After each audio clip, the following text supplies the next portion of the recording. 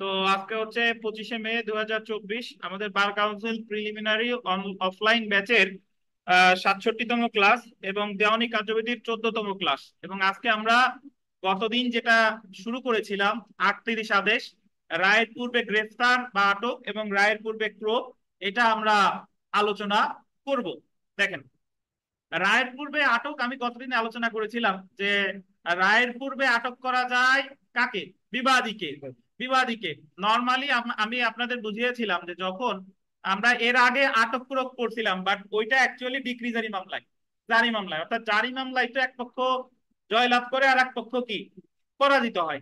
তো যে জয়লাভ করে, সে মানে মূল মামলায় যে জয়লাভ করে সে ওই ডিক্রির ফল ভোগ করার জন্য জারি মামলা করে। তো জারি মামলা করলে দেখা গেল যে ডিক্রিদার 5 লাখ টাকা পাবে। তখন যখন জারি মামলা করলো, তখন জারি মামলা করার পরে ওই যে যে দায়ী তার সম্পত্তি ক্রোক করে বিক্রি করে টাকা দিল, অথবা তার যদি কোনো সম্পত্তি না থাকে তাহলে সরাসরি তারা গ্রেফতার করে আটক রাখতে পারে সর্বোচ্চ কয় মাস? 6 মাস, মনে আছে? তো এর আগে আমরা পড়ছিলাম রায়ের পরে, বা জারি মামলায় আটক করুক মানেই তো রায়ের পরে, রায়ের পরে। তো যদি আপনাকে বলে যে রায়ের পরে গ্রেফতার বা রায়ের পরে আটক বা রায়ের পরে সম্পত্তি করুক, তাহলে কত আদেশ? 21 আদেশ। কত আদেশ? 21 আদেশ। এখন তাহলে আমার মনে প্রশ্ন উঠতে পারে যে তাহলে রায়ের পূর্বে কেন কাউকে গ্রেফতার করার দরকার হয়, বা রায়ের পূর্বে কেন কারো সম্পত্তি প্রয়োগ করার দরকার হয়? একটা জিনিস মনে রাখবেন যে যখন বাদী আশঙ্কা করতেছে যে বিবাদী মামলায় হেরে যাবে, বা বিবাদী মামলায় হেরে যাওয়ার আশঙ্কায়, সে বুঝতে পারছে হেরে যাওয়ার আশঙ্কায় সে ওই বিবাদীরে যাতে ওই টাকা না দেওয়া লাগে, বা বিবাদীরে যাতে মামলায় হেরে গেলে মামলার বিষয়বস্তু না দেওয়া লাগে, এই জন্য বিবাদী তার এক সম্পত্তি বিক্রি করে ফেলছে, নিজে পলাই চলে গেছে, বা পলানোর উদ্যোগ নিছে, অথবা বিক্রি করার উদ্যোগ নিছে। এই সকল ক্ষেত্রেই নর্মালি করে আপনার আটক বা ক্রোক। আটক করা হয় ব্যক্তিকে, ক্রোক করা হয় কি সম্পত্তিকে। আচ্ছা, গতদিন আমরা পড়েছিলাম রায়ের পূর্বে গ্রেফতার। রায়ের পূর্বে গ্রেফতার এটা ছিল আমাদের 38 আদেশের 1 থেকে কত? 1 থেকে 4। এবং 94 ক কি বলছিলাম আপনাদের? বলি নাই। তো এখানে একটু লিখে নেন যে রায়ের পূর্বে আটক বা গ্রেফতার, এটা 94 ব্রাকেটে ক। 94 ব্রাকেটে ক। রায়ের পূর্বে গ্রেফতারের জায়গায় লেখেন, ওই যে জায়গায় লেখা আছে 38 আদেশের 1 থেকে 4, সেখানে লিখবেন 94 ক। পাইছেন? যে জায়গায় লেখা আছে ওই যে লিখলাম না 1 থেকে 4 বিধি, এবং ব্রাকেটে লিখবেন 94 ব্রাকেটে ক। 94 ব্রাকেটে ক লিখছেন? আর যদি বলে যে রায়ের পূর্বে ক্রোক, এটা আছে 5 থেকে 13 লিখছেন না? 5 থেকে 13 এবং লেখেন 94 ব্রাকেটে খ। 94 ব্রাকেটে খ। পান না বোধহয় খুঁজে নাকি? আচ্ছা, এখন আমরা গতদিন পড়ছিলাম যে রায়ের পূর্বে আটক, গতদিন বিস্তারিত আলোচনা করছিলাম, তারপরে একটু বলি। রায়ের পূর্বে আটক বা গ্রেফতার যখন বিবাদী মামলায় হেরে যাওয়ার আশঙ্কায়, কি মামলায়? অর্থের মামলায়।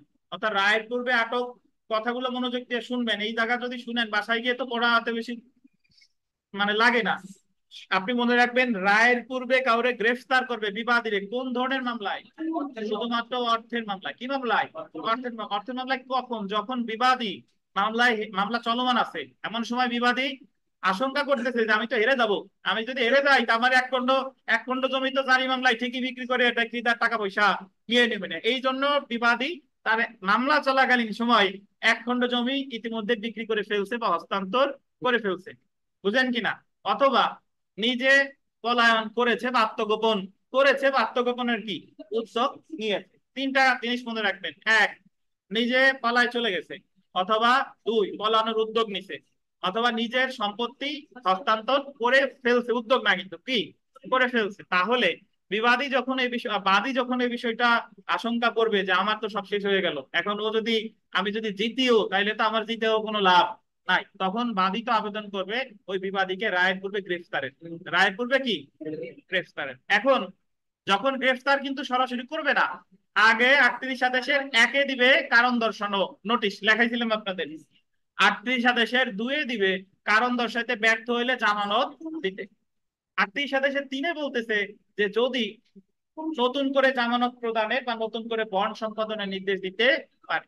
2 অথবা 3-এ, 2-এ ছিল জামানত দিতে বলছিল, জামানত দিতে পারে নাই, অথবা নতুন করে বন্ড সম্পাদন করতে বলছে, পারে নাই। 2 বা 3-এ ব্যর্থতার কারণে তারে গ্রেফতার করবে বা আটক করবে 38 আদেশের কততে? 4। তাহলে আপনি যখন বাদী হিসেবে আবেদন করতেছেন যে রায়ের পূর্বে গ্রেফতার করার জন্য বিবাদীকে, আদালত কি সাথে সাথেই গ্রেফতার করবে? আগে কি দেবে? কারণ দর্শানোর নোটিশ। কারণ দর্শাতে ব্যর্থ হইলে কি জামানত দিতে বলবে। জামানত দিতে যদি ব্যর্থ হয় তাহলে 4-এ আটক করবে, 4-এ আটক করবে। অথবা জামানতও দিছে, তারপরে নতুন করেও যদি জামানত দিতে বলে সেটাই যদি ব্যর্থ হয় তাহলে আটক করবে কততে? অর্থাৎ আপনি যদি 2-এ যে বিধি 2-এ যেটা আছে সেটা করতে যদি ব্যর্থ হন, অথবা কি 3-এ যেটা আছে সেটা করতে যদি ব্যর্থ হন, তাহলে আপনাকে গ্রেফতার করবে কততে? 38 আদেশে 4। এবং গতদিন আমরা এখানে মোটামুটি পড়েছিলাম যে 50 টাকার বেশি হইলে আটক করবে কতদিন? 6 মাস। আর 50 টাকার কম হলে কত? 6 সপ্তাহ। ঠিক আছে, এবার আমরা জেনে রাখা ভালোতে আসি। দেখেন গতদিন আমরা জেনে রাখা ভালো পড়ি নাই, এটা একটু পড়ি। জেনে রাখা ভালো 38 আদেশের 1 থেকে 4 বিধি গোল দিবেন অর্থের মকদ্দমার ক্ষেত্রে প্রযোজ্য। অর্থাৎ আটক করা যায় শুধুমাত্র কোন ধরনের মামলায়? অর্থের মামলা। জেনে রাখা ভালো, পান নাই? জেনে রাখা ভালো, পাইছেন সবাই? আচ্ছা, দেওয়ানি কার্যবিধির 38 আদেশ অনুযায়ী বিবাদীকে রায়ের পূর্বে গ্রেফতারের আদেশ আন্ডারলাইন করবেন কোন স্থাবর সম্পত্তি বা ভূমি সংক্রান্ত মকদ্দমা, যেমন বাটোয়ারা, নিষেধাজ্ঞার মামলা, ফরক্লোজার, বন্ধকি সম্পত্তি জামানত ফেরত পাওয়ার ক্ষেত্রে মঞ্জুর করা যায় না। অর্থাৎ অর্থের মামলা ছাড়া। আসমা কোনো পান না? 919 পেজ, 919 এর মাঝখানে দেখেন। অর্থাৎ যদি জমির মামলা হয়, অন্য যে কোনো মামলা হয়, তাহলে কি বাদী রায়ের পূর্বে গ্রেফতারে আবেদন করতে পারবে? আবেদন ঠিকই করতে পারবে, কিন্তু আদালত কি মঞ্জুর করবে না। বিবাদী এসে বলবে ইওর অনার সে করতে ভালো কথা, কিন্তু এটা তো অর্থের মামলা না। তাহলে রায়ের পূর্বে বিবাদীরে গ্রেফতার করা যায় কোন ধরনের মামলায়? অর্থের মামলা। দেখেন, কিন্তু অর্থ আদায়ের মকদ্দমায় বিবাদীকে রায়ের পূর্বে গ্রেফতারের কিন্তু অর্থ আদায়ের মকদ্দমায় বিবাদীকে রায়ের পূর্বে গ্রেফতারের আদেশ আদালত মঞ্জুর করতে পারে। তারপরে দেখেন যে 38 আদেশের 4 বিধির অধীন আদালত রায়ের পূর্বে গোল দিবেন বিবাদীকে অনধিক 6 মাসের গ্রেফতারের আদেশ দিতে পারে। কয় মাসের? 6 মাসের। তাহলে রায়ের পূর্বে গ্রেফতার করলে সর্বোচ্চ আটক রাখে কতদিন ভাই? আর রায়ের পরে 6 মাস। যদি আপনাকে বলে যে রায়ের পূর্বে গ্রেফতার, কত আদেশ? 38। আর যদি বলে রায়ের পরে গ্রেফতার, 21। রায়ের পরে মানে হলো জারি মামলায়। কি মামলায়? ডিক্রিজারি মামলায়। আচ্ছা, আমরা চলে আসি। দেখেন এখন যদি কোনো ব্যক্তিকে আহ কথা বলেন না, বিবাদীরে গ্রেফতার করা হলো। এখন বিবাদী তো অনেক সময় তার কোনো মানে সে সরল বিশ্বাসে কাজটা করেছে বা প্রকৃতপক্ষে তার কোনো দোষ নাই, কিন্তু তারে ঠিকই রায়ের পূর্বে গ্রেফতার করলো বা তারে কারণ দর্শাইতে বললো বা তারে জামানত দিতে বললো। আমরা জানি যেখানেই দেওয়ানি কার্যবিধিতে কোনো পদক্ষেপ গ্রহণ করা হয় সেখানেই সংক্ষুব্ধ পক্ষের একটা কি রয়েছে? প্রতিকার রয়েছে। তাহলে দেখেন আমরা একটু পড়ি যে 38 আদেশের 2 বা 3 বিধির অধীন 2 বা 3 বিধি আন্ডারলাইন করেন। জামানত প্রদানের আদেশ দিলে উক্ত আদেশের বিরুদ্ধে আপিল করা যাবে, কারণ 43 বিধি না, দেখেন 43 আদেশের অধীন এটা একটা কি আদেশ? আপিলযোগ্য আদেশ। সো আমার 38 আদেশের 2-এ আছে হলো জামানত দিতে বলছে, কারণ দোষাতে ব্যর্থ হলে কি জামানত, অথবা 3-এ বলছে নতুন করে কি জামানত দিতে। তাহলে 2-3-এ সংক্ষুব্ধ বিবাদীর কি প্রতিকার আছে? আপিল। ধরেন একজন বিবাদীরে বললো যে তুমি জামানত দাও, তাহলে বিবাদীর প্রতিকার কি? আপিল। অথবা সে জামানত দিছিল, কয়দিন পর আবার বললো যে আবার তুমি জামানত দেবা নতুন করে, বা আবার নতুন করে বন্ড সম্পাদনের নির্দেশ দেবা, এটা দিল 3 বিধিতে। প্রতিকার কি? আপিল। বুঝেন কিনা? তাহলে আমার 38 আদেশের 2 এবং 3 এটা হলো কি আপিলযোগ্য আদেশ। কত আদেশে? 43 আদেশ অনুযায়ী। সো দেখেন আমরা আরো একটা আপিলযোগ্য আদেশ পেলাম। আমি আপনাদের একটু মনে করাই যে আপনাদের মনে আছে কিনা, আপনারা তো ভুলে যান দ্রুত। দেখেন আপিলযোগ্য আদেশ শুরু হয়েছিল 7 আদেশের 10 বিধি আরজি ফেরত, মনে আছে কিনা? 7-এর 10, তারপর হলো 8-এর 10। 8-এর সাবসিকুয়েন্ট প্লিডিংস যদি দাখিল করতে ব্যর্থ হয়, তারপর 9-এর 9 যদি নামঞ্জুর করে, 9-এর 13 যদি নামঞ্জুর করে, 10-এর 4, 10-এর 4, এরপর হলো 11-এর 21, 11-এর 21, তারপর বলছিলাম 16-এর 10, 16-এর 20, 16-এর 10, 16-এর 20। 21 আদেশে বেশ কয়েকটা আছে, বাট আমরা শুধু করছি 21-এর 92, 21-এর 92। আর এই যে এসে পেলাম আমরা কততে? 38 আদেশের কত? 2 আর 3। 38 আদেশের 2 আর 3। এছাড়া আমরা আর একটা আপিলযোগ্য আদেশ পেয়েছিলাম খরচের ক্ষেত্রে, কস্ট কম্পেনসেটরি কস্টের বিরুদ্ধে আপিল করা যায়, অর্থাৎ ক্ষতিপূরণমূলক খরচের বিরুদ্ধে আপিল করা যায় 104 ধারায়। মনে আছে কিনা আপনাদের? কস্ট তিন প্রকার না, যে একটা হলো জেনারেল কস্ট, প্রকৃত খরচ বা সাধারণ খরচ 35, 35 কতে হচ্ছে আপনার কম্পেনসেটরি কস্ট বা ক্ষতিপূরণমূলক খরচ, আর 35 খ হলো cost for delay, cost for delay. তার ভিতরে কম্পেনসেটরি কস্টের বিরুদ্ধে কি করা যেত? আপিল করা যেত। আচ্ছা, পরেরটা দেখেন, 2 এবং 3 বিধির অধীন আন্ডারলাইন করেন জামানত প্রদানে ব্যর্থ হলে, 2 এবং বাদ দিয়ে অন্য বা লেখেন, বা এবং দিলে অর্থটা ভিন্ন হয়ে যায়, বা লেখেন, পাইছেন? 2 বা 3 বিধির অধীন জামানত প্রদানে ব্যর্থ হলে আদালত, আন্ডারলাইন করেন, বিবাদীকে 38 আদেশের 4 বিধির অধীন দেওয়ানি কারাগারে আটকের আদেশ দিতে পারে। দেওয়ানি কারাগারে কোনো ব্যক্তিকে গ্রেফতার বা আটকের আদেশ হলে বল দিবেন আপিল যোগ্য, অর্থাৎ 38 আদেশের 4ও আপিল যোগ্য, 38 আদেশের 4ও কি আপিল যোগ্য। তাই 38 আদেশের অধীন আদালত বিবাদীকে দেওয়ানি কারাগারে গ্রেফতার বা আটকের আদেশ দিলে আন্ডারলাইন করেন উক্ত আদেশের বিরুদ্ধে বিবাদী আপিল করতে পারে। ধারা কত? 104 দিয়ে 4টে স্টার দেন, যেহেতু 104 4টে স্টার দেন, 100টা দেওয়ার দরকার নাই। আচ্ছা, তাহলে বুঝেন আমার 38 আদেশের 2 3ও আপিল যোগ্য, বাট এটা কততে? 43 আদেশ। 38 আদেশের 4ও আপিল যোগ্য, এটা কততে? 104, 104 এ মিলে গেছে। তাহলে আমি মনে রাখবো যে আমারও যদি বিবাদী, আমি একটা মামলার বিবাদী, আদালত আমারে বললো যে আপনি আহ জামানত দেন, 38 আদেশের 2 জামানত দেন, আমার প্রতিকার আপিল। বা বললো আপনি তো জামানত দিচ্ছেন, ঠিক আছে, আবার নতুন করে বন্ড দেন, আমার প্রতিকার কি? আপিল। বাট এই যে যে আমি 2 বা 3-এর এগেইনস্টে যে আমি আপিলটা যাচ্ছি, এটা কত আদেশে? 43। আচ্ছা, আমারে জামানত দিতে বলছে, আমি ব্যর্থ হয়েছি, বা আমারে নতুন করে বন্ড সম্পাদন করতে বলছে, আমি কি হয়েছি? ব্যর্থ হয়েছি। তাহলে আমারে সরাসরি আটক করলো বা গ্রেফতার করলো। এখন আমারে যে গ্রেফতার করলো, এটার বিরুদ্ধেও আমার প্রতিকার কি? আপিল। বাট এই আপিলটা কততে? 104 ধারায়, 104 ধারায়। বুঝেন কিনা? তো এটা আপনার মনে রাখতে হবে যে 38 আদেশের 2 3 আপিল যোগ্য 43 আদেশ, 38 আদেশের 4 আপিল যোগ্য 104 ধারায়। এবার আর একটা জিনিস মনে রাখেন, রায়ের পূর্বে আটকের আবেদন করে কে? পিতা বলেন, রায়ের পূর্বে গ্রেফতারের আবেদন করে কে? হুম, বাদী করে। রায়ের পূর্বে গ্রেফতারের আবেদন তো বাদী করে, কততে? দরখাস্তটা দিবে 38 আদেশের 4-এ, কততে? 38 আদেশের 4-এ। এখন সে বাদী আবেদনটা করলো, কিন্তু আদালত বাদীর আবেদনটা নামঞ্জুর করে দিছে। 38 আদেশের 4-এ দরখাস্ত দিছিল, বাদীরে বললো যে না, বিবাদী এরকম কোনো কারণ করে নাই, তার বিরুদ্ধে কোনো কিছুই করা যাবে না। তাহলে দরখাস্তটা নামঞ্জুর করছে কার? বাদী। তাহলে বাদীর প্রতিকারের বিষয়। তো আপনি লিখবেন যে 38 আদেশের 4-এর দরখাস্ত যদি নামঞ্জুর হয়, তাহলে বাদীর প্রতিকার কি? 38 আদেশের 4-এ বাদী যে আবেদনটা করছে রায়ের পূর্বে গ্রেফতারের, সেটা যদি আদালত কি করে? নামঞ্জুর করে দেয়, তাহলে বাদীর প্রতিকার কি? রিভিশন।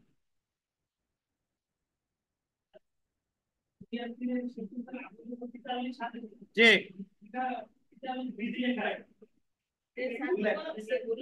আপনাদের আমি এই যে রেকর্ডিং থামাইয়ে কিন্তু আবার চালাই শোনাবো, আপনারা এদিক সেদিক কথা বলবেন। আমি 100 বার বলছি যে ওই জায়গায় বিধি আছে, আদেশ লেখেন, বলছি কিনা?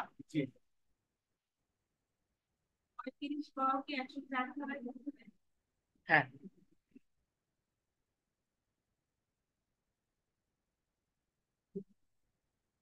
তাহলে আইন যত সোজা মনে করেন তা না। এই বইতে কি কোথাও লেখছে যে 38 আদেশের 4-এর দরখাস্ত নামঞ্জুর হইলে কি হবে? উনি কিন্তু এই জায়গা বলে নাই। তাহলে আমার মনে রাখতে হবে যে বাদীর দরখাস্ত যদি কি হয়? নামঞ্জুর হয়, তাহলে বাদীর প্রতিকার কি? রিভিশন। আচ্ছা, আজকে পরে বিগত বছরের প্রশ্ন দেখেন, আমরা বিগত বছরের প্রশ্ন চলে আসি। আহ যে কোন মামলায় আদালত রায়ের পূর্বে গ্রেফতারি পরোয়ানা ইস্যু করতে পারে? কোন মামলায় গ্রেফতারি পরোয়ানা ইস্যু করতে পারে? কোন মামলায়?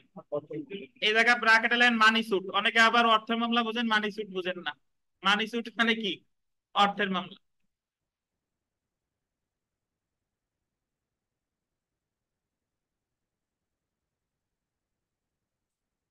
বুঝছেন? আচ্ছা, তাহলে এই হচ্ছে আমার রায়ের পূর্বে আটকের এ টু জেড। এই জায়গায় আটক বা গ্রেফতার যত প্রশ্ন আসুক, আপনি যদি আমি যতটুকু বুঝাইলাম এইটুকু যদি পারেন, এখান থেকে ইনশাল্লাহ পারা যাবে প্রশ্ন। বুঝতে পারছেন? তাহলে আমি যদি কি ওয়ার্ড গুলো বলি, যে রায়ের পূর্বে আটক বা গ্রেফতার 38 আদেশের 1 থেকে 4 বিধি শুধুমাত্র অর্থের মামলায়। আটক বা গ্রেফতার করে আটত্রিশ আদেশের 4 বিধিতে, বাদী দরখাস্ত করেও 38 আদেশের 4 বিধিতে। 38 আদেশের 4-এর দরখাস্ত না মঞ্জুর হইলে বাদী প্রতিকার রিভিশন, মঞ্জুর হইলে বিবাদী প্রতিকার কি আপিল, আপিল 104 ধারায়। এছাড়া 38 আদেশের 1-এ বলছে কারণ দর্শানোর নোটিশ, 2-এ বলছে কারণ দর্শাতে ব্যর্থ হলে জামানত, 3-এ বলছে নতুন করে বন সম্পাদনের নির্দেশ, 4-এ বলছে গ্রেফতার। 2 আর 3 ব্যর্থ হইলেও এটা আপিলযোগ্য আদেশ 43 আদেশে, আর 38 আদেশ 4ও আপিলযোগ্য আদেশ, এটা 104 ধারায়। সর্বোচ্চ আটক রাখতে পারে 6 মাস, 50 টাকার বেশি হলে 6 মাস, 50 টাকার কম হলে 6 সপ্তাহ। এই তো কথা, আর কিছু নাই নতুন। আচ্ছা, বিকাশ, না যদি বোঝেন, যে জায়গা বুঝেন নাই লজ্জা শরমের কিছু নাই, জিজ্ঞেস করবেন, যতক্ষণ বুঝবেন না ততক্ষণ বোঝানো হবে, কিন্তু না বুঝে এখান থেকে যাবেন না। দেখেন, 38 আদেশ বিধি 5 থেকে 7, রায়ের পূর্বে ক্রোক, বাট অ্যাকচুয়ালি হবে 5 থেকে 13, ঠিক আছে। অ্যাটাচমেন্ট বিফোর জাজমেন্ট, অ্যাটাচমেন্ট মানে কি? ক্রোক, ক্রোক, ক্রোক না কিন্তু আবার কি ক্রোক। জি। তো দেখেন, 38 আদেশের 6-1 বিধির অধীন আদালত রায়ের পূর্বে সম্পত্তি ক্রোকের আদেশ দিতে পারে মকদ্দমার যে কোনো পর্যায়ে। এটা বলতেন কখন? যে কোনো পর্যায়ে আদালত বিবাদীকে জামানত অথবা সম্পত্তি হস্তান্তর অথবা তার সমপরিমাণ অর্থ দিতে আদেশ দিতে পারে যদি বিবাদী তার বিরুদ্ধে জারিকৃত ডিক্রি জারিকরণে বাধা দান বা বিলম্বিত করার উদ্দেশ্যে, এটা দেখেন, তার সম্পত্তির আন্ডারলাইন সমগ্র বা কোনো অংশ হস্তান্তর করতে উপক্রম করেছে, আন্ডারলাইন করেন, হস্তান্তর করতে উপক্রম, উপক্রম মানে উদ্যোগ নিছে। হস্তান্তর যদি করে ফেলতো এবং অর্থের মামলা হতে আমি হলো আটকের আবেদন করতাম, আর এই জায়গায় হস্তান্তর করে নাই, মাত্র কিনেছে, উদ্যোগ। তারপরে দেখেন, তার সমস্ত সম্পত্তি বা উহার কোনো অংশ আদালতের এখতিয়ারভুক্ত এলাকার সীমানা হতে অপসারণের উপক্রম, এই উপক্রম মানে কি অ্যাটেম্প্ট নিচ্ছে, উদ্যোগ নিচ্ছে, উদ্যোগ। আচ্ছা, আর একটা জিনিস একটু মনে রাখা দরকার, সেটা হচ্ছে যে আটক, আটকের আবেদন বা গ্রেফতারের আবেদন করা যায় শুধুমাত্র মানি সুটের ক্ষেত্রে বা অর্থের মামলার ক্ষেত্রে, আর ক্রোকের আবেদন করা যায় মানি সুট সহ, মানে অর্থের মামলা সহ যে কোনো দেওয়ানি মামলা। কি বলেন? যে কোনো দেওয়ানি মামলা। সো আমি যদি এইভাবে বলি, শুনেন সবাই একটু ঠান্ডা মাথায় চিন্তা করেন, যে বাদী মামলা করছে অর্থের মামলা, বিবাদী মামলায় হেরে যাওয়ার আশঙ্কায় তার যে সম্পত্তি ছিল বিক্রি করে ফেলছে, তাহলে বাদী কিসের আবেদন করবে? ক্রোক নাটকের, আটকের। আর বাদী মামলায় হেরে যাওয়ার আশঙ্কা, এখনো বিক্রি করতে পারে নাই, মাত্র উদ্যোগ নিছে, তাহলে কিসের আবেদন করবে? তাহলে কিসের? বুঝেন কিনা? যদি এরকম হতো অর্থের মামলা না, স্থাবর সম্পত্তির মামলা বা অন্য যে কোনো মামলা, এখন বিবাদী হেরে যাওয়ার আশঙ্কায় তার সম্পত্তি বিক্রি করার উদ্যোগ নিছে, বিক্রি করার কি উদ্যোগ নিছে, তাহলে আমি কি করতাম? রোকেন। কারণ আমি জানি যে অর্থের মামলা না হলে, প্রথমে আমি সিদ্ধান্ত নিলাম অর্থের মামলা না হলে কিন্তু গ্রেফতারের আবেদন করা যায়। তাহলে অর্থের মামলা না হলে কিসের আবেদন করা যায়? যদি বিক্রির উদ্যোগ নাই তাহলে করে কিসের? রোকেন। বুঝলেন কিনা? আচ্ছা, দেখেন,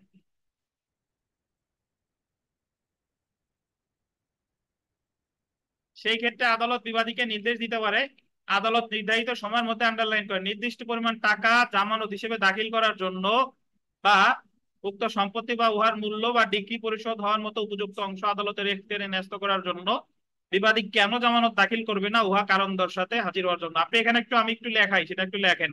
আগে লেখেন 38 আদেশের 5 বিধি, 38 আদেশের 5 একটু লেখেন, 38 আদেশ বিধি 5 লেখেন। জামানত প্রদানের নির্দেশ, জামানত প্রদানের নির্দেশ লিখছেন? অবলিক দিয়ে লেখেন যে কেন জামানত দিবে না কারণ দর্শাবে। অবলিক চিনেন তো? সর বল রশিয়ার ক, কেন জামানত দিবে না কারণ দর্শাবে।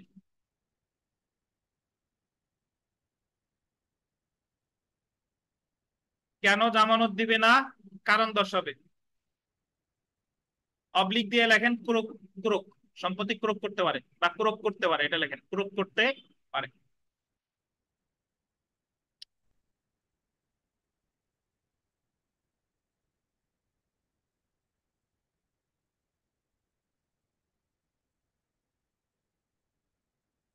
তারপরে লেখেন আটটি সাতাশের 6 বিধি, এটা একটু লিখতে হবে, আটটি সাতাশের 6 বিধি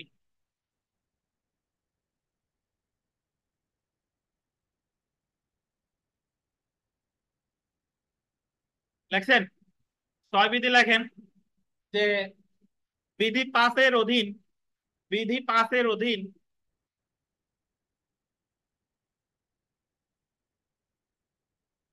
জামানত দিতে ব্যর্থ হলে, বিধি পাঁচের অধীন জামানত দিতে ব্যর্থ হলে বা কারণ দর্শাতে ব্যর্থ হলে,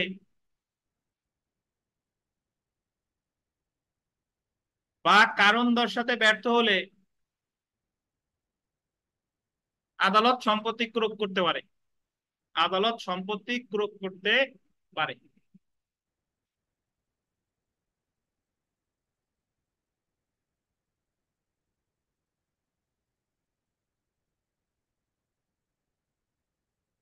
একটু বুঝেন, আপনি অর্থ মামলা সহ যে কোনো মামলায় আমি বাদী হিসেবে আমার কাছে যদি মনে হয় যে বিবাদী মামলায় হেরে যাওয়ার আশঙ্কায় তার একমাত্র যে স্থাবর বা অস্থাবর সম্পত্তি আছে সেটা বিক্রির কি নিছে, উদ্যোগ নিছে, এখনো বিক্রি করে ফেলে নাই, তখন আমি বাদী হিসেবে আবেদন করব তার সম্পত্তি ক্রোকের। কিসের? ক্রোকের। আমি আবেদনটা করবো 38 সাতাশের 5-এ। কততে? 38 সাতাশের 5-এ। এখন আমি যখন 38 সাতাশের 5-এ দরখাস্তটা করব, তখন আদালত কি কি পারে?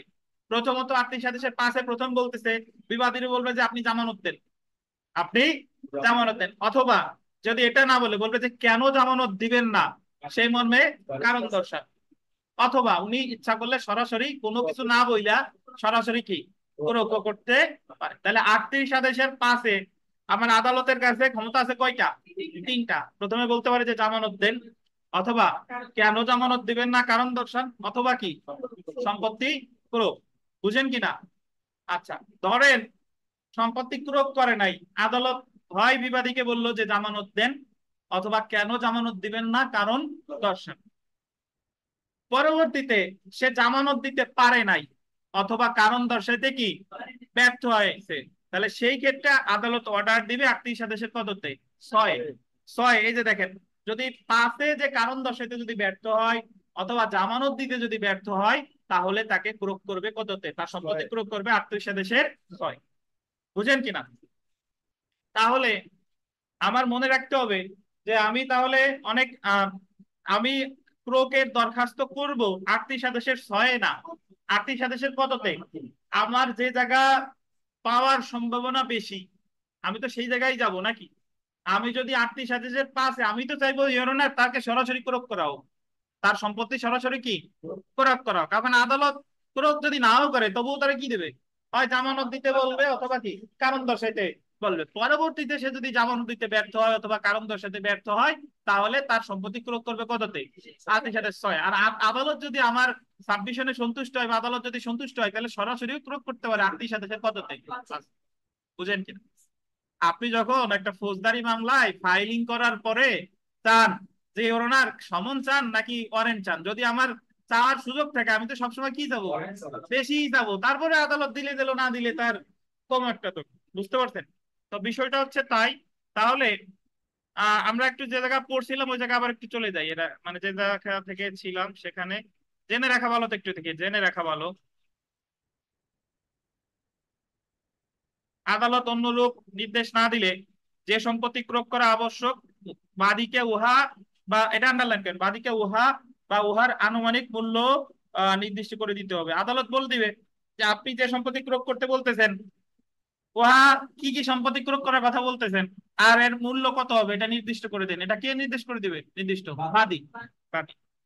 আদালত উক্ত আদেশের সাথে এইরূপ নির্দিষ্ট সমগ্র নির্দিষ্ট সম্পত্তির সমগ্র বা উহার কোনো অংশ শর্ত সাপেক্ষে ক্রোকের আদেশ দিতে পারে। আচ্ছা, এবার আমরা চলে আসি, দেখেন যে জামানত দাখিল না করার কারণে কারণ দর্শাতে ব্যর্থ হলে, বইতে যদি এইভাবে বলে দিত ভালো হইতো। উনি এই জায়গায় একটু, ওই যে একটু আগে আমরা যখন 38 সাতাশের 1 2 3 4 পড়লাম লিখলাম, ওইভাবে পড়লে বুঝতে কি হয়, সুবিধা হয়। তারপরে দেখেন জামানত দাখিল না করার কারণে কারণ না করার কারণ জামানত দাখিল না করার কারণ দর্শাতে ব্যর্থ হলে, এই আদেশটা জামানত দিতে বলে। অথবা কারণ দর্শাইতে বলে কত আদেশে 38 আদেশের 5 বিধি, 38 আদেশের 5 বিধি। দেখেন যে ক্ষেত্রে বিবাদী নির্ধারিত সময় আন্ডারলাইন করবেন কেন জামানত দাখিল করবে না তার কারণ দর্শাতে ব্যর্থ হয়, বা যদি প্রয়োজনীয় জামানত দাখিলে ব্যর্থ হয় তখন আদালত উল্লেখিত সম্পত্তি রায় ঘোষণার পূর্বে আন্ডারলাইন করেন ক্রোকের আদেশ দিতে পারে। এই যে ক্রোকের আদেশটা দিচ্ছে যদি ব্যর্থ হয় তাহলে ক্রোকের আদেশ দেয় কত 6, 38 আদেশের 6।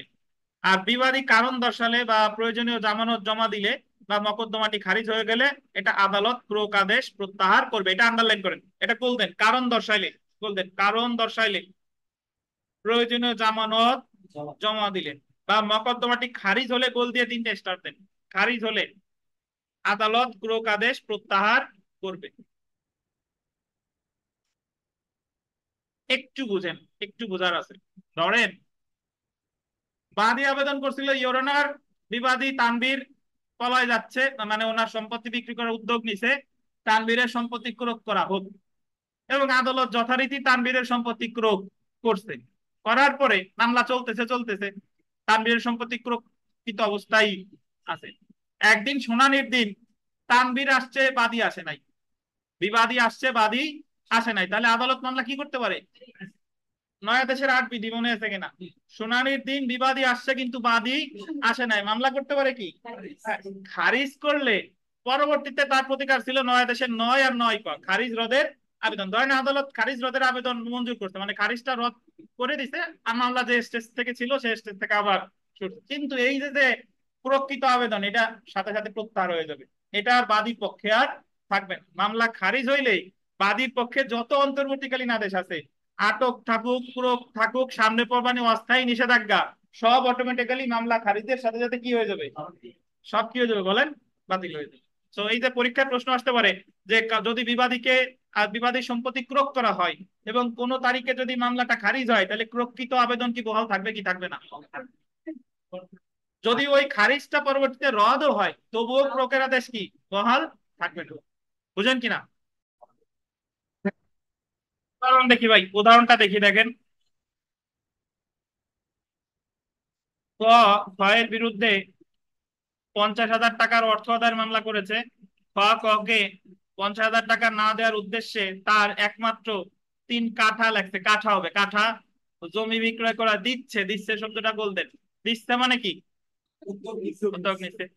যদি আদালতের ডিক্রি জারির মাধ্যমে কে 50,000 টাকা দিতে হয় তাহলে চূড়ান্ত ডিক্রি হওয়ার আগে আদালত ক্ষয়ের 3 কাঠা জমি ক্রোকের আদেশ, মানে যেহেতু সে বিক্রির উদ্যোগ নিছে তখন আদালত কি করতে পারে, যে বিক্রির উদ্যোগ নিছে তার সম্পত্তি কি করবে? বুঝেন কিনা? আচ্ছা, তারপরে দেখেন জেনে রাখা ভালো যে দেওয়ানি কার্যবিধির 38 আদেশের 6-1 বিধির অধীন আদালত রায়ের পূর্বে সম্পত্তির ক্রোকের আদেশ দিতে পারে। 6-1 বা 5 বা 6-1 এটা লেখেন এই জায়গা, যদিও আমরা এই জায়গা বলছে 6-1 বাট অ্যাকচুয়ালি কত কত 5 বা 6-1। জি। আচ্ছা, তারপর একটা দেখেন যে আদালত কৃষি পণ্য আটকের আদেশ দিলে, কৃষি পণ্য দেখেন, কৃষি পণ্য, এটা আন্ডারলাইন করেন, কৃষি পণ্য আটকের আদেশ দিতে পারে না যদি উক্ত কৃষি পণ্য গোল দিবেন কৃষকের দখলে থাকে। 38 আদেশের কত বিধি? 12 বিধি, গোল দেন। তো এটা মনে রাখেন, পরীক্ষার প্রশ্ন আসবে যে আদালত কোন ধরনের সম্পত্তি ক্রোকের আদেশ দিতে পারে না? কৃষি পণ্য। কিন্তু কৃষি পণ্যটা দখলে থাকতে হবে কার? কৃষি পণ্য যদি দোকানে থাকে, দোকানদারের কাছে কৃষি পণ্য আছে, তাহলে কিন্তু ক্রোক করা যাবে। যদি কৃষি পণ্য কৃষকের দখলে থাকে তাহলে ক্রোক করা যাবে। বুঝতে পারছেন? আচ্ছা, দেখেন স্মল কজ আদালত বা ক্ষুদ্র এখতিয়ার সম্পন্ন আদালত রায়ের পূর্বে আন্ডারলাইন করেন স্থাবর সম্পত্তি আটকের আদেশ দিতে পারে না। স্টার দিয়ে লেখেন কিন্তু অস্থাবর সম্পত্তি ক্রোকের আদেশ দিতে পারে। আটকের আদেশ লেখছে না, আটকের জায়গা ক্রোক লেখেন, ক্রোক। স্মল ক্ষুদ্র এখতিয়ার সম্পন্ন আদালত স্থাবর সম্পত্তি ক্রোকের আদেশ দিতে পারে না। স্থাবর সম্পত্তি পারে না, তাহলে পারে কি? অস্থাবর সম্পত্তি ক্রোক করতে পারে। ক্রোক, আটক হয় না, কি হবে? ক্রোক। আটক কেটে ক্রোক লেখে।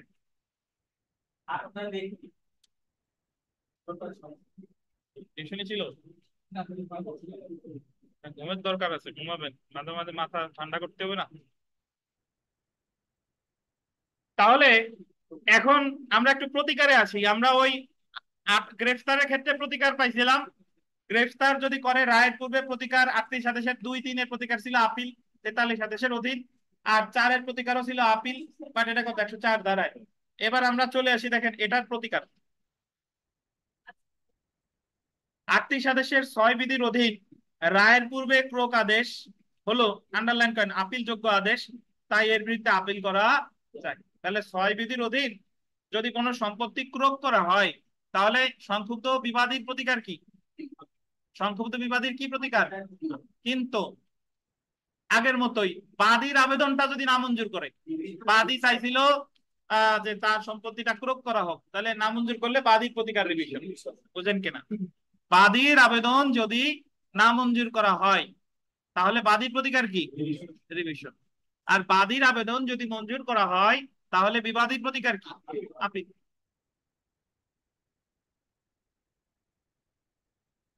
এই যে নিচে আছে দেখেন,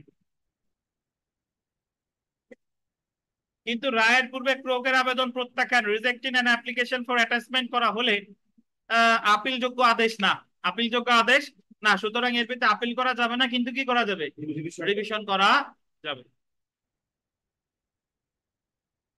তাহলে আমি যদি আপনাদের জিজ্ঞাসা করি যে রায়ের পূর্বে আটক আর রায়ের পূর্বে ক্রোকের পার্থক্য কি, পার্থক্য অলরেডি আমরা জানি, তারপরে আমি বলি এইভাবে, দেখেন যে রায়ের পূর্বে আটক আছে 38 1 থেকে 4 বিধি, আর ক্রোক আছে 5 থেকে 13, এটা আছে 94 ক, আর ক্রোক আছে 94 খ। রায়ের পূর্বে আটক করা যায় শুধুমাত্র অর্থের মামলায়, আর রায়ের পূর্বে ক্রোক করা যায় যে কোনো দেওয়ানি মামলায়। রায়ের পূর্বে আটকের ক্ষেত্রে আটক করা হয় স্বয়ং বিবাদীকে, স্বয়ং বিবাদীকে, আর রায়ের পূর্বে ক্রোক করা হয় বিবাদীর সম্পত্তিকে। রায়ের পূর্বে আটকের ক্ষেত্রে বিবাদী মামলায় হেরে যাওয়ার আশঙ্কায় নিজে পালায় চলে গেছে, পালানোর উদ্যোগ নিছে, অথবা সে সম্পত্তি বিক্রি করে ফেলছে। আর ক্রোকের ক্ষেত্রে হলো সে বিক্রি করার মাত্র কি উদ্যোগ নিছে, বিক্রি করার মাত্র উদ্যোগ নিছে। এই হচ্ছে মোটামুটি আমাদের আটক আর ক্রোকের মধ্যে কি পার্থক্য। আচ্ছা, তারপরে একটু পড়ি, দেখেন এই জায়গা যা লেখছে আমরা পারবো, তারপরে একটু পড়ি দেখেন। রায়ের পূর্বে গ্রেফতার বা আটক করার আদেশ দেওয়া বিবাদীকে দেওয়া হয় বিবাদীকে গ্রেফতার করার জন্য, কিন্তু রায়ের পূর্বে ক্রোকের আদেশ দেওয়া হয় বিবাদীর কি সম্পত্তিকে। এরপরে দেখেন যে রায়ের পূর্বে ক্রোক আদেশ দেওয়া হয় যে ক্ষেত্রে বিবাদী তার সমস্ত বা আংশিক সম্পত্তি হস্তান্তর করার উদ্যোগ নিছে। ক্রোক করা মানেই তো হস্তান্তর করা কি নিছে, উদ্যোগ নিছে, বা আদালতের স্থানীয় সীমার বাইরে অপসারণ করার উদ্যোগ নিয়েছে, কিন্তু প্রকৃতপক্ষে এখনো কি করেনি। কিন্তু রায়ের পূর্বে আটকের আদেশ দেওয়া হয় যে ক্ষেত্রে বিবাদী নিজে ইতিমধ্যে আন্ডারলাইন করেন আত্মগোপন করেছে বা করার কি উদ্যোগ নিছে, বা তার সম্পত্তি ইতিমধ্যে অপসারণ করেছে সেই ক্ষেত্রে, নাকি? আচ্ছা, এখন আমরা আপনাদের একটা একটা বিষয় বলি, সেটা হচ্ছে যে ধরেন একটা মাসুদ সাহেব আমাদের তানবীর রে বেদখল করছে, তানবীর ছিল জায়গার দখলে, মাসুদ গিয়ে দলবল নিয়ে তানবীর রে উঠাই দিছে। এখন তানবীর সত্য সহ দখল বা দখল পুনরুদ্ধারের মামলা করছে, তানবীর তো এখনো কিসে নাই, দখলে নাই, তাহলে মামলা করছে তানবীর, বিবাদী কে বলেন তো? মাসুদ। এখন মামলা চলমান থাকা অবস্থায় মাসুদ ওই যে জমিটা বেদখল করছে সেই জমি আবার বিক্রির উদ্যোগ নিছে, বিক্রির কি উদ্যোগ নিছে, তাহলে তানবীরের এখন আহ প্রতিকার কি বলেন? আহ গ্রেফতারের আবেদন কেন করা যাবে না বলেন? এটা বিক্রি করে ফেললে কি গ্রেফতারের আবেদন করা যেত?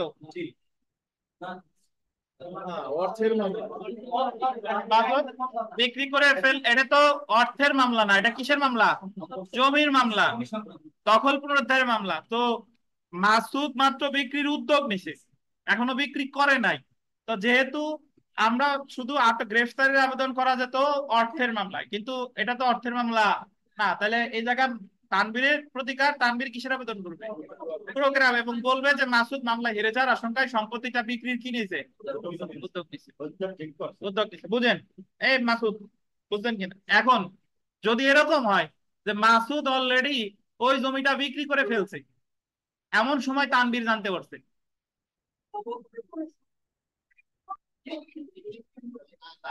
অলরেডি বিক্রি করে ফেলছে।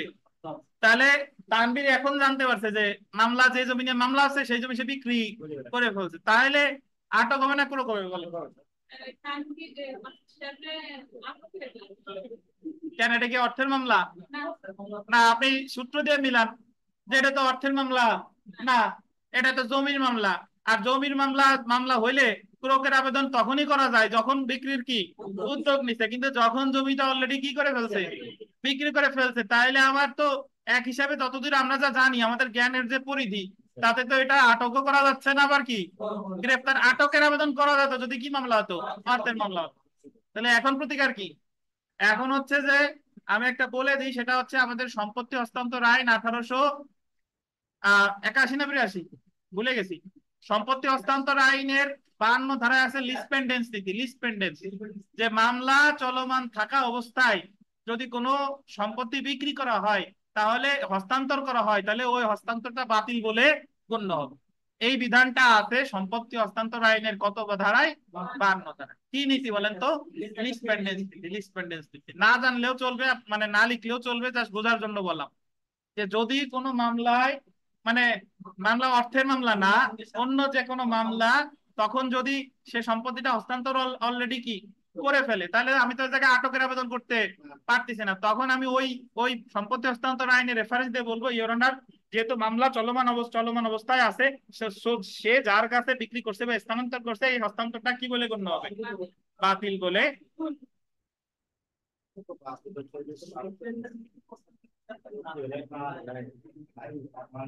আছে নাকি মামলা? প্রচলন আছে না? না আছে, আসেন আমরা। আচ্ছা, বিগত বছরের প্রশ্ন, প্রচলন দেখেন, শুনেন, প্রচলন আছে না না আছে? আপনি সিভিল কোর্টে যান, তাহলে কেমনে বলেন যে প্রচলন আছে না না আছে? আচ্ছা, সিভিল কোর্টে ধরেন নাও থাকলো, একটা জিনিসের প্রচলন নাই বলে আমার তো, আপনি আপনি আপনি জানেন কয়জন যে এটা করা যায়? দেখেন, যাই হোক, আমরা আসি। 1 নম্বর প্রশ্ন দেখেন, রায় প্রচারের পূর্বে শর্তাধীনে বিবাদী পক্ষের কোন সম্পত্তি ক্রোক সংক্রান্ত বিধান, রায় প্রচারের পূর্বে মানে কি, ক্রোক সংক্রান্ত বিধান কততে আছে? 38 বুঝেন তো, অনেকে 38 বুঝেন না। 3টা এক্স মানে কত? 30। আর ভি মানে কত? 5। আর ডান সাইডে 3টা এক, তার মানে কত? তাহলে এই 5 আর 3 8, আর হলো 3টা এক্স এ 30, এটা হলো 38-এর 5। আচ্ছা, পরেরটা দেখেন, 2 নম্বর প্রশ্নটা, একটি সহকারী জজ আদালত নিম্নের কোন সম্পত্তি রায় প্রদানের পূর্বে অগ্রিম ক্রোকের আদেশ দিতে পারে না? কৃষকের ফসল, যদি কৃষকের কোথায় থাকে? দখলে থাকে, জি। এটা হলো বিধি 12-তে আছে, বিধি 12। পরেরটা দেখেন, যে কোনটি রায়ের পূর্বে ক্রোকযোগ্য নয়? রায়ের পূর্বে ক্রোকযোগ্য নয়, জমি, কোম্পানির শেয়ার, ব্যাংকের টাকা, কি জমির ফসল। একটু লেখেন, এই জায়গায় একটু লেখেন, আদেশ 38 বিধি 9 ক্রোক আদেশ প্রত্যাহার, ক্রোক প্রত্যাহার। আদেশ 38 বিধি 9, আদেশ 38 বিধি 9 ক্রোক প্রত্যাহার।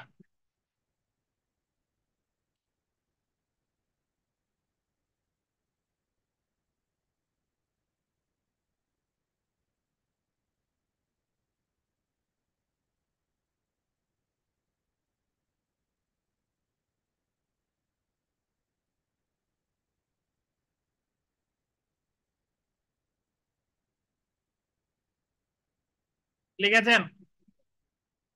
তো আমরা সেলফ প্র্যাকটিসে মোটামুটি যে প্রশ্নগুলো আছে ভাই, আপনারা মোটামুটি এগুলা পারবেন।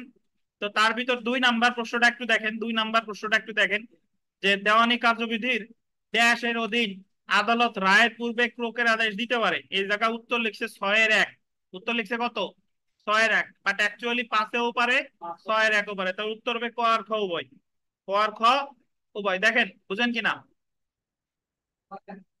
2 নাম্বার সেলফ প্র্যাকটিসের 2, মিতা পাইছেন? ক ও খ উভয় হবে, ঠিক আছে। জি। 3 নাম্বারটা দেখেন, ক, মকদ্দমা চলমান থাকা অবস্থায় গোল দিবেন আত্মগোপন করেছে, মানে নিজে পালায় চলে গেছে। এক্ষেত্রে আদালত কি আদেশ দিবে বলেন? এই যে দেখেন, হাজিরার জন্য কেন জামানত দেওয়া হবে না বিবাদীকে, কারণ দর্শাতে। আচ্ছা, মোটামুটি এই জায়গা যা যা আছে পারবেন। তার ভিতরে আমরা 8 নাম্বার প্রশ্নটা দেখেন। 8 নাম্বার দেখেন যে দেওয়ানি কার্যবিধির 38 আদেশের 4 বিধির অধীন আদালত সর্বোচ্চ বিবাদীকে দেওয়ানি কারাগারে আটক আদেশ দিতে পারে। সর্বোচ্চ কত? আচ্ছা বলেন তো, ক্রোক সম্পত্তি ক্রোক করে রাখতে পারে সর্বোচ্চ কত? কোন জায়গা 2 মাস পড়লাম? মামলা নিষ্পত্তি না হবে। এটা আদালতের বিবেচনামূলক ক্ষমতা, বুঝতে পারছেন? আপনারা জানেন না, আমরা যেটা বলে দিলেন, এই অভ্যাস খারাপ। সম্পত্তি মানে রায়ের পূর্বে আটক রাখতে পারে সর্বোচ্চ কত? 6 মাস। কিন্তু রায়ের পূর্বে সম্পত্তি ক্রোক করতে পারে কতদিন, তা কি বলছে? কোন জায়গা পড়ছি আমরা? তাহলে ক্রোক করতে পারে আদালতের যতদিন ইচ্ছা ততদিন।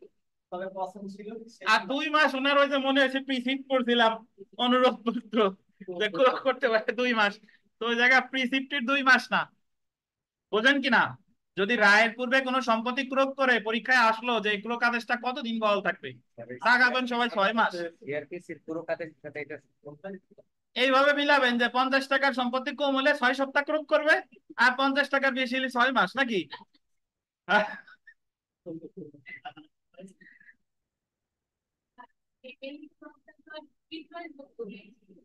জি ভাই, বিক্রয়যোগ্য তখন যখন দেখা গেল যে বিবাদী মামলায় হেরে গেছে। বিবাদী মামলায় কি হেরে গেছে, তাহলে জারি মামলায় যেরকম ক্রোক করতো, মানে সে জারি মামলায় ক্রোকটা করা লাগতেছে না, তখন বিক্রি করতে। জি জি, হ্যাঁ বলেন, টুটুল বাক্সি বলেন।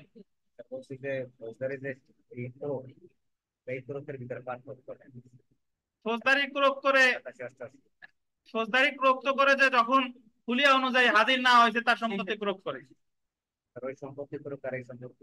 ক্রোক ক্রোকই এটা, ওটা ওই ওই ওই কার বিধান। ক্রোক করবে, রাখছে না আসলে সম্পত্তি বিক্রি করে দিবে, আর এটা হলো দেওয়ানি মামলার ক্রোক। মানে পার্থক্য বলতে কি চাচ্ছেন আপনি? মানে ওইটা তো একটা নির্ধারিত মেয়াদ আছে যে স্যার এই এতদিনে তার কোনো আবেদন কি দশজন আবেদন করতে পারে, এখানে তো সেই সেটা তো ফৌজদারির কথা, হ্যাঁ, এই জায়গা তো এটার কথা না। ওই জায়গায় ওই রিলেটেড কিছু থাকলে তো করতামই। ওই জায়গার ক্রোকের ফৌজদারির যে ক্রোক, সেই জায়গায় আমার ক্রোক কিন্তু সম্পত্তি পুনরুদ্ধারের আবেদন করতে হয় 89 ধারায় 2 বছরের মধ্যে। আর এই জায়গায় প্রকৃত সম্পত্তি পুনরুদ্ধারের আবেদন কিছু নাই। এই জায়গায় আমি হয় আপিল করব, আপিলের যে মেয়াদ আছে সেই সময়ের মধ্যে আপিল করবো, অথবা আমি কারণ দর্শাইতে পারলে আমার ক্রোক কি করে দিবে, নামঞ্জুর, মানে ক্রোক ইয়া করে দিবে, বাতিল করে দিবে, এই আর কি। আচ্ছা, আমরা 10 নম্বর প্রশ্নে আসি। দেখেন 10 নম্বর প্রশ্ন দেখেন, দেওয়ানি কার্যবিধির 38 আদেশে 4 বিধির অধীন বিবাদীকে দেওয়ানি কারাগারে আটকের আদেশ, দেওয়ানি কারাগারে আটক আদেশের বিরুদ্ধে বিবাদীর প্রতিকার হতে পারে। বিবাদী প্রতিকার বলছে 38 আদেশে 4, বিবাদী প্রতিকার কি? আপিল। এক অপশনে আছে আপিল, আর এক অপশন আছে বিবিধ আপিল। কি দেখাবেন?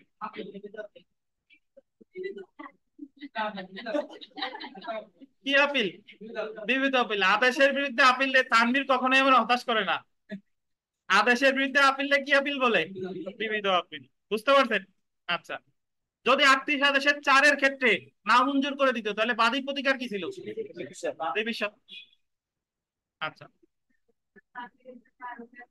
আচ্ছা, দেখেন 4 নাম্বার, দেখেন 4 নাম্বার, সরি 14, এই জায়গায় যদিও 4 লেখা। দেওয়ানি কার্যবিধির 38 আদেশের 5 বিধির অধীন আদালত রায়ের পূর্বে ক্রোকাদেশ দিতে পারে কোন ধরনের সম্পত্তি? স্থাবর অস্থাবর উভয়।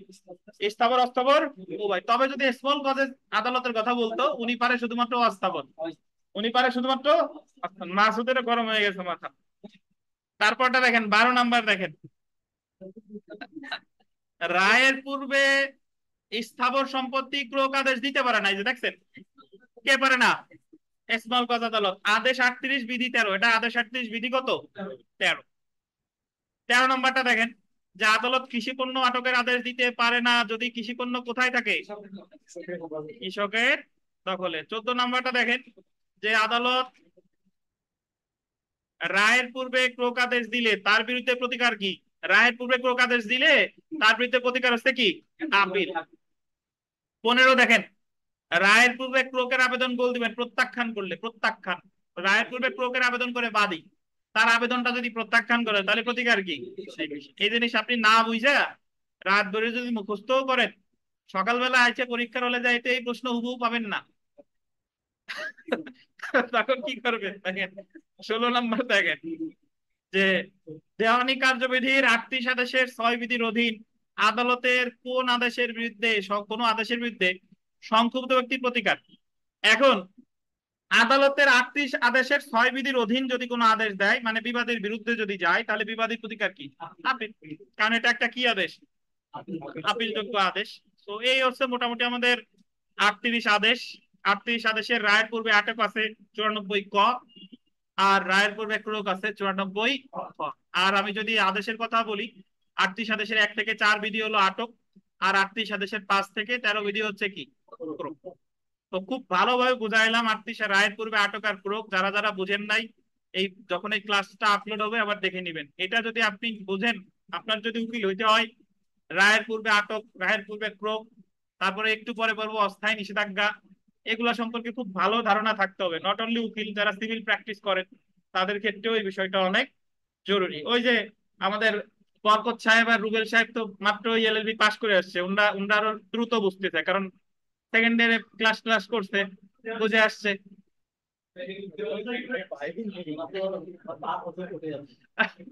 5 বছর কে 100 বছর কোর্টে থাকলেও অনেকে এটা জানবে না, বুঝতে পারছেন? আচ্ছা, কোর্টের কাজ আর পড়ালেখার কাজ এক। কোর্টে রেগুলার যাইয়ে যদি বার কাউন্সিল পাস করা হতো, তাহলে কোর্টে বেশ কয়েকজন আমার এই জায়গায় স্টুডেন্ট আছে, এই জায়গায় অনলাইনেও অনেকে আছে, যে তারা কোর্টে বহু বছর ধরে যায়, মামলা টামলাও নিজে লেখে, খালি একটা জিনিস নাই, খালি কোর্টের সামনে দাঁড়ায় কথা বলতে পারে না, এছাড়া সব জানে। বুঝতে পারছেন? তো কোর্টের কাজ আলাদা, আর এই জায়গা পড়াশোনার কাজ আলাদা। আর কোর্টের কাজে যদি হতো তাহলে আর আমার কাছে পড়তে আসতেছেন না, কোর্টে যে উকিল আছে ভালো, তার কাছে যাইতেন। আচ্ছা, যাই হোক। সো আমি আপনাদের একটু জিজ্ঞাসা করি, কি কি কি কি বুঝতেন দেখি। সুমন সেন বলেন, রায়ের পূর্বে আটক করা যায় কখন?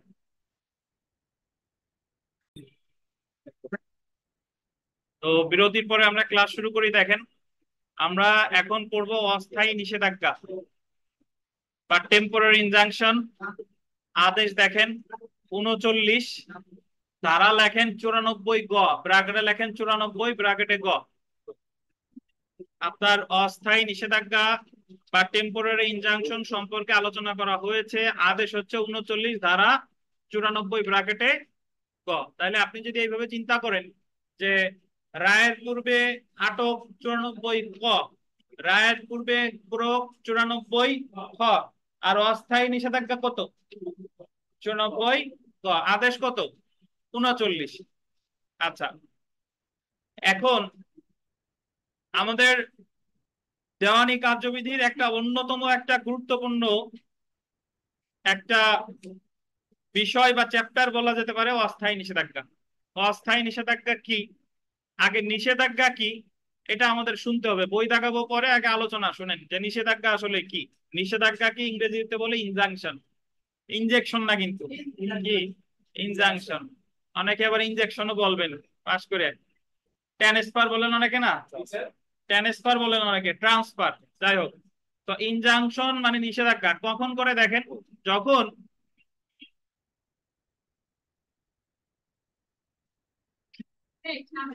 ইনজাংশন মূল মামলা আকারেও করা যায়, মানে ইনজাংশনের মামলাও করা যায়, আবার মামলা চলাকালীন সময় কি দরখাস্তও করা যায়। এখন ইনজাংশনের মামলা কখন করে বা নিষেধাজ্ঞার মামলা কখন করে এটা আমরা জানবো। ধরেন আপনি একটা জায়গার দখলে আছেন, দখলে থাকার পরে অন্য কোনো ব্যক্তি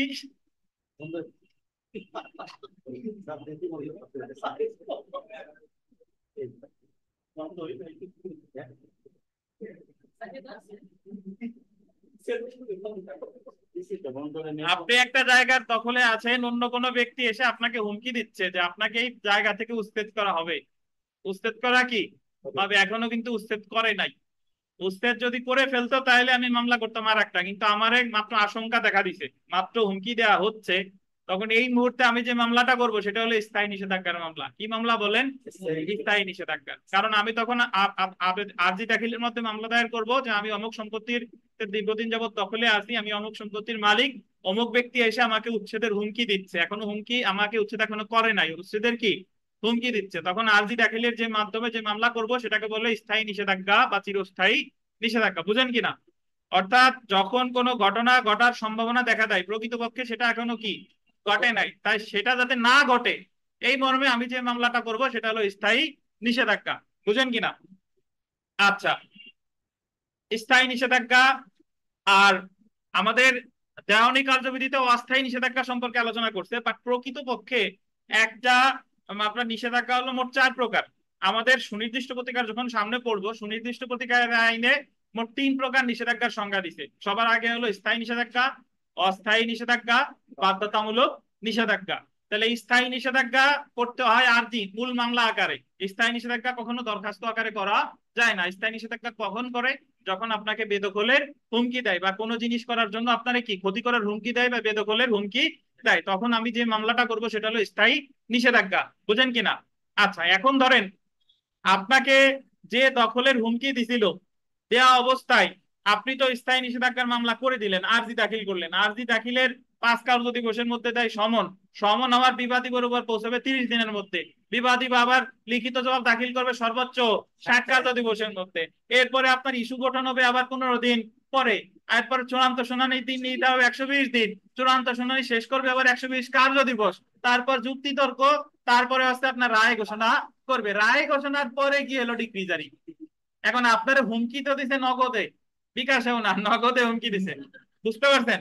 এখন হুমকি তো দিছে, এখন যদি মামলা করার পরে আপনার প্রতিকার পেতে পেতে তো মোটামুটি বছর খানিক, খুব দ্রুত যদি হয় তাও কি বছর খানিক লেগে যাবে। কিন্তু আপনার তো আরো আশু প্রতিকার দরকার, মানে আরো দ্রুত প্রতিকার দরকার। তখন আমি স্থায়ী নিষেধাজ্ঞার আরজি দাখিলের সাথে সাথে আমি আর একটা, ওই আরজির সাথে সাথে আমি আর একটা দরখাস্ত দিব। এটা হলো অস্থায়ী নিষেধাজ্ঞার দরখাস্ত। বুঝেন কিনা?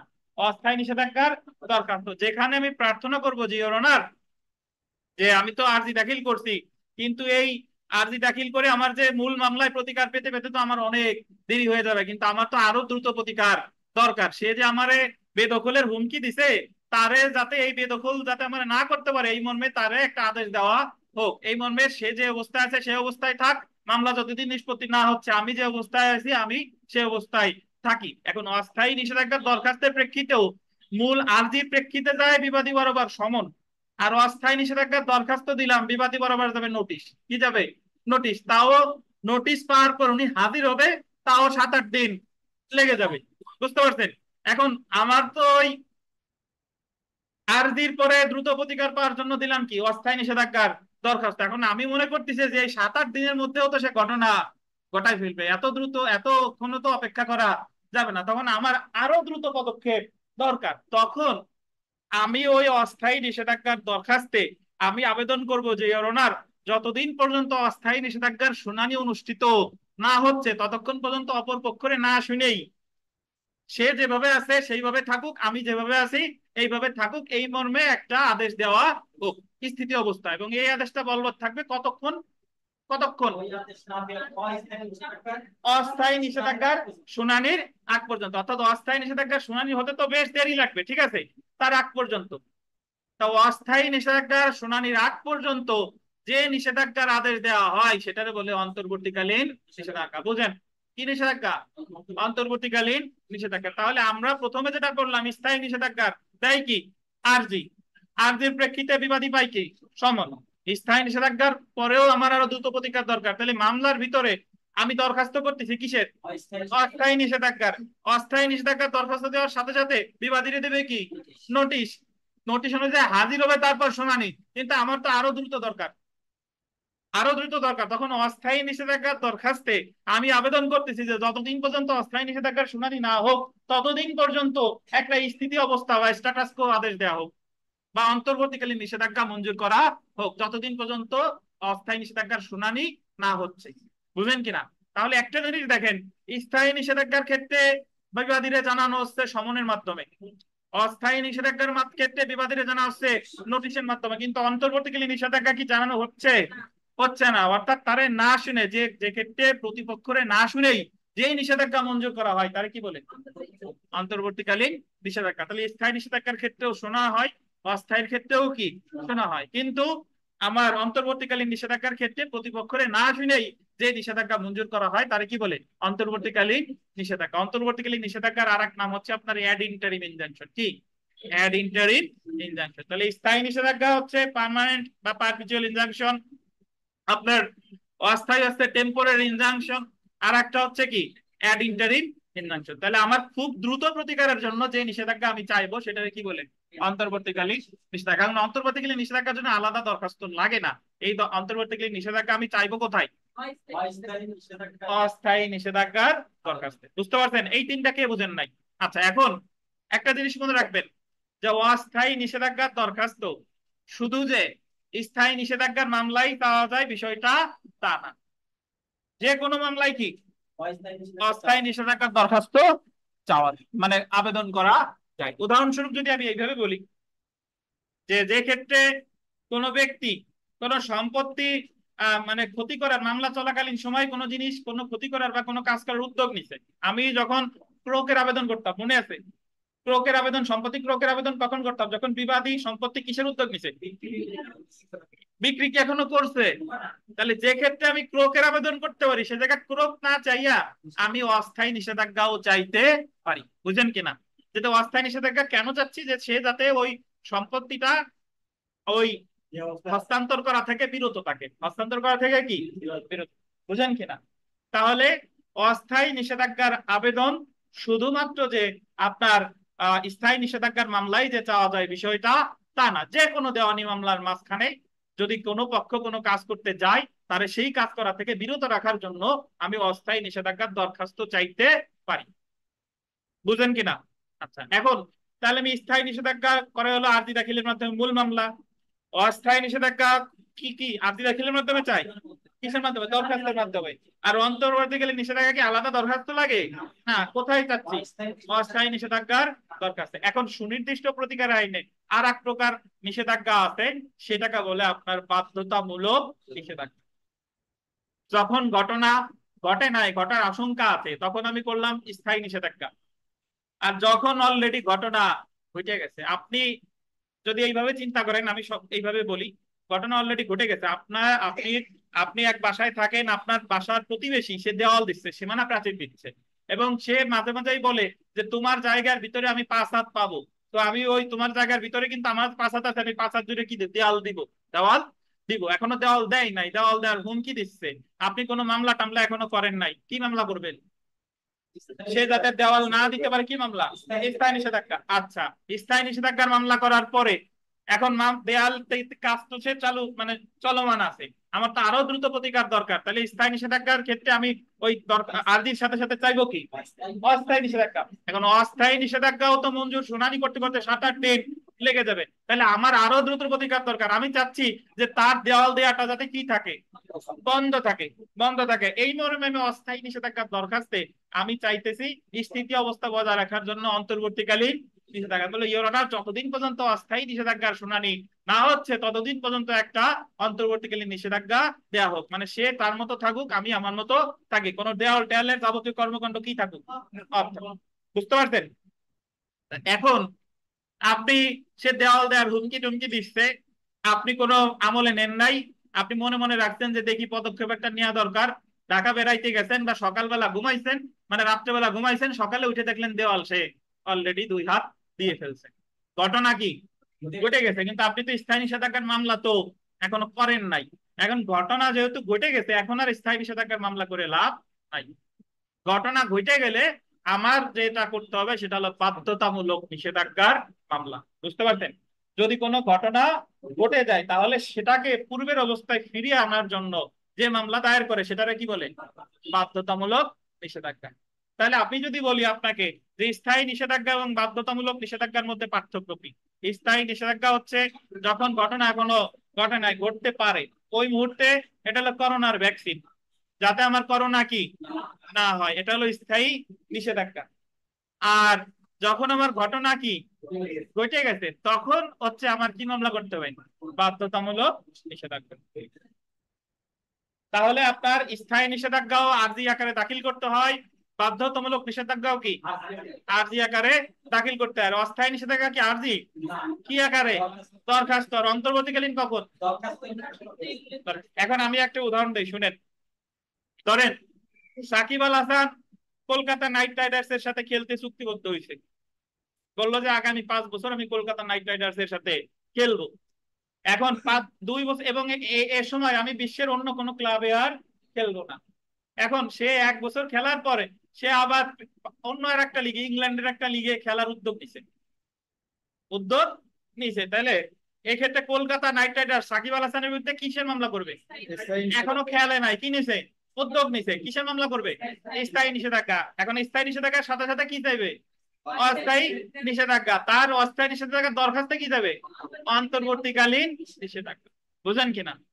আর যদি এমন হতো যে সাকিব আল হাসান কোনো কথা টথা না বলেই হঠাৎ করে খেলা শুরু করে ফেলতো, তাহলে করতাম কি? বাধ্যতামূলক নিষেধাজ্ঞা। বুঝেন কিনা? এই 4 প্রকার বুঝতেন? এবং এই 4 প্রকারের মধ্যে একটা জিনিস খেয়াল করেন যে 4 প্রকারের মধ্যে 3 প্রকারের প্রতিপক্ষরে জানানো হয়, নোটিশ দেওয়া হয়, শুনানির সুযোগ দেওয়া হয়। শুধু 1 প্রকারেই নোটিশ দেওয়া হয় না, সেটা নাকি বলে অন্তর্বর্তীকালীন নিষেধাজ্ঞা বা অ্যাড ইন্টারিম ইনজাংশন।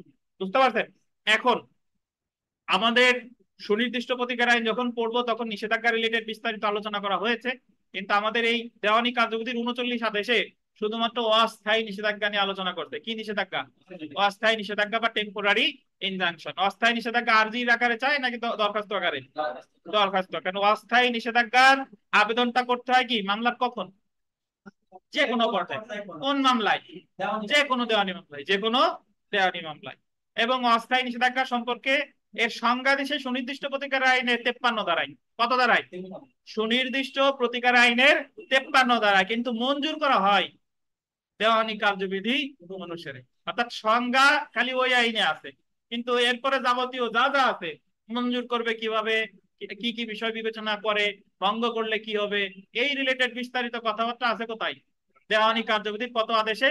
39 আদেশে। এই কারণে বলে থাকে যে অস্থায়ী নিষেধাজ্ঞা চলে যাবে। আচ্ছা, অস্থায়ী নিষেধাজ্ঞার সংজ্ঞা দেওয়া হয় কততে? কত? সুনির্দিষ্ট প্রতিকার কত ধারায়?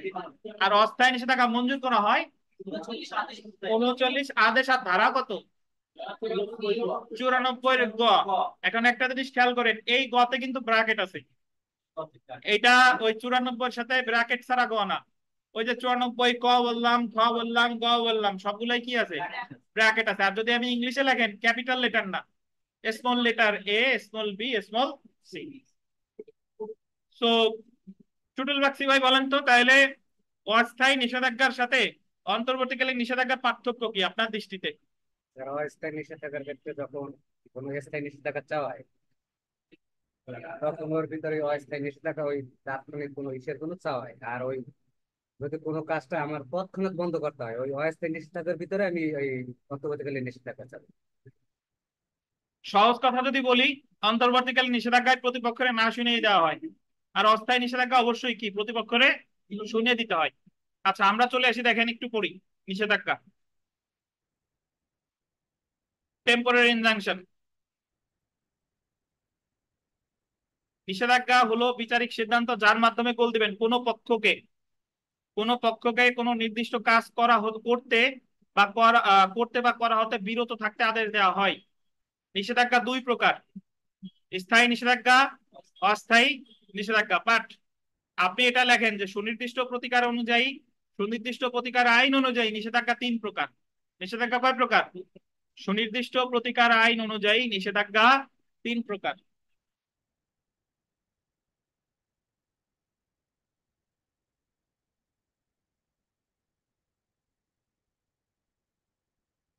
তানভীর কই গেছে?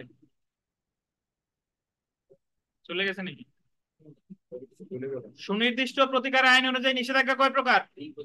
3 প্রকার: স্থায়ী নিষেধাজ্ঞা, অস্থায়ী নিষেধাজ্ঞা, একটা হলো আপনার বাধ্যতামূলক নিষেধাজ্ঞা।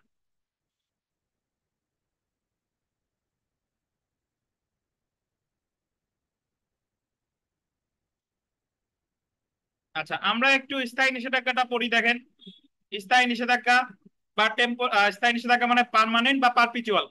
মকদ্দমায় আন্ডারলাইন করেন, উভয় পক্ষকে শুনে এবং মকদ্দমার গুণাগুণ মূল্যায়ন করে বিচার শেষে, এটা গোল দেন, বিচার শেষে মকদ্দমার কোনো পক্ষকে কোনো কাজ করা হতে গোল দেবেন স্থায়ীভাবে, স্থায়ীভাবে বিরত থাকতে যে আদেশ দেওয়া হয় সে আদেশ হলো চিরস্থায়ী নিষেধাজ্ঞা। চিরস্থায়ীও যা, স্থায়ীও তাই। এটা তাহলে এই জায়গা স্থায়ী নিষেধাজ্ঞারে আদেশটা দেওয়া হয় কখন? উভয় পক্ষের শুনে বিচার শেষে। এবং স্থায়ী নিষেধাজ্ঞার যে আদেশটা দেয় আরজির প্রেক্ষিতে যে যেটা সেটা হলো ডিক্রি।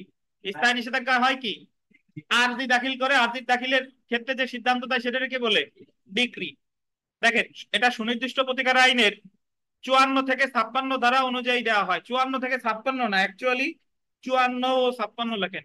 54 ও 56, স্থায়ী নিষেধাজ্ঞা হচ্ছে 54 ও 56, অ্যাকচুয়ালি দেওয়া হয় হলো 54 থেকে।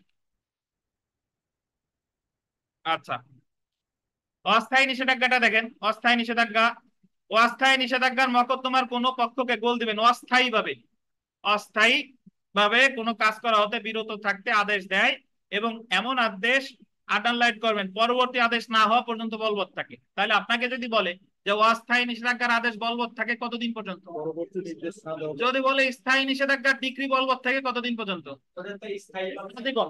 কি আজীবন। আর অস্থায়ী নিষেধাজ্ঞার আদেশ হচ্ছে পরবর্তী কোনো আদেশ না দেওয়া পর্যন্ত, বা মকদ্দমা চূড়ান্ত নিষ্পত্তি হওয়া না চূড়ান্ত নিষ্পত্তি হওয়া না পর্যন্ত বলবৎ থাকে। অস্থায়ী নিষেধাজ্ঞা দেওয়ানি কার্যবিধির গোল দিবেন 39 নং আদেশ অনুযায়ী দেওয়া হয়। অস্থায়ী নিষেধাজ্ঞা তাহলে মঞ্জুর করা হয় কোন কত, 39 নং আদেশ অনুযায়ী। এবং ধারা কত বলেন তো, ধারা কত? দেওয়ানি কার্যবিধির ধারা কত? 94। আর সুনির্দিষ্ট প্রতিকার আইনের সংজ্ঞা দিছে এটা 53 ধারায়, 53 ধারায়। কিন্তু যদি আপনাকে বলে যে অস্থায়ী নিষেধাজ্ঞা সম্পর্কে দেওয়ানি কার্যবিধির কত ধারায় আলোচনা করা হয়েছে, 94 ক। আচ্ছা, এবার আমরা চলে আসি। দেখেন যে যে সকল ক্ষেত্রে গ চিনেন না, গণেশের গ, দেখেন যে সকল ক্ষেত্রে অস্থায়ী নিষেধাজ্ঞা মঞ্জুর করা হয়, আমরা শেষ হয়ে যাবে প্রায়, অল্প একটু দেখেন যে দেওয়ানি কার্যবিধির আন্ডারলাইন করেন 39 আদেশের 1 ও 2 বিধির অধীন অস্থায়ী নিষেধাজ্ঞা আদালত মঞ্জুর করতে পারে। তাহলে অস্থায়ী নিষেধাজ্ঞা মঞ্জুর করতে পারে 39 আদেশের কত বিধি? 1 বিধি ও কত 2 বিধি। দেওয়ানি কার্যবিধির 39 আদেশের 1 বিধির অধীন আদালত গোল দিবেন সম্পত্তি স্থাবর বা অস্থাবর উভয় ক্ষেত্রে অস্থায়ী নিষেধাজ্ঞার আদেশ দিতে পারে। অর্থাৎ মামলাটা যদি হয় স্থাবর সম্পত্তি রিলেটেড, তাহলে স্থাবর বা অস্থাবর সম্পত্তি, তাহলে আমি যদি অস্থায়ী নিষেধাজ্ঞার আবেদন করি, আমাকে অস্থায়ী নিষেধাজ্ঞার আবেদন করতে হবে 39 আদেশের কত বিধি? 1 বিধি। ধরেন একটা স্থাবর সম্পত্তির মামলা চলতেছে, বিবাদী হেরে যাওয়ার আশঙ্কায় তার স্থাবর সম্পত্তিটা বিক্রির উদ্যোগ নিছে, তাইলে আমি এক্ষেত্রে ক্রোকের আবেদনও করতে পারি, নিষেধাজ্ঞার আবেদনও করতে পারি। যদি নিষেধাজ্ঞার আবেদন করি তাহলে 39 আদেশের কততে 1 আবেদন আমাকে করতে হবে, কারণ এটা কি সম্পত্তি? স্থাবর বা অস্থাবর সম্পত্তি হলেই 39 আদেশের কত বিধি? 1 বিধি। অন্যদিকে 39 আদেশের গোল দিবেন 2 এর 1 বিধির অধীন গোল দিবেন চুক্তি ভঙ্গ বা প্রেস অফ কন্ট্রাক্ট বা গোল দিবেন ক্ষতি সাধন, the commission of an injury. চুক্তি ভঙ্গ বা ক্ষতি সাধন করা হতে বিরত রাখতে আদালত অস্থায়ী নিষেধাজ্ঞা মঞ্জুর করতে পারে। একটু আগে যে উদাহরণটা দিলাম যে সাকিব আল হাসান চুক্তি ভঙ্গ করে অন্য ক্লাবে খেলতে যাচ্ছে, এটা তো স্থাবর অস্থাবর সম্পত্তি না, সে চুক্তিটা কি করতে যাচ্ছে? ভঙ্গ করতে যাচ্ছে। তাহলে আমি অস্থায়ী নিষেধাজ্ঞার আবেদন করবো 39 আদেশের কততে? 2 এর 1। 39 আদেশের 2 এর 1। যদি সম্পত্তি রিলেটেড হতো তাহলে 39 আদেশের 1। আর যদি চুক্তি ভঙ্গ বা ক্ষতি সাধন হয় তাহলে কত? 39 আদেশের 2 এর 1। বুঝেন কিনা? আচ্ছা, এতটুকুই থাক, যেহেতু বৃষ্টি টিষ্টি আসতেছে আপনারা আগে ভাগে আজকে যান যে